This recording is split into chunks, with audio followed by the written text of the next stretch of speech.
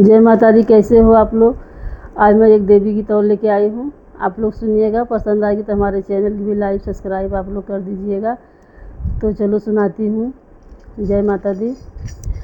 मंदिरवा में मैया उदास लगनी, मंदिरवा में मैया उदास लगनी, मंदिरवा में मैया।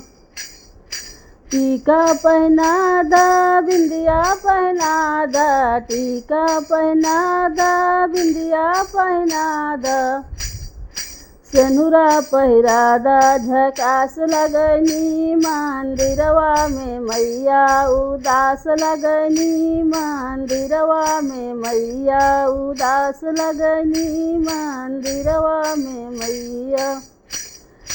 कंगना पहना दो चूड़ी पहना दो, कंगना पहना दा चूड़ी पहना दा, मेहंदी लगा दा झकास लगनी, मंदिरवा में मैया उदास लगनी, मंदिरवा में मैया उदास लगनी, मंदिरवा में मैया।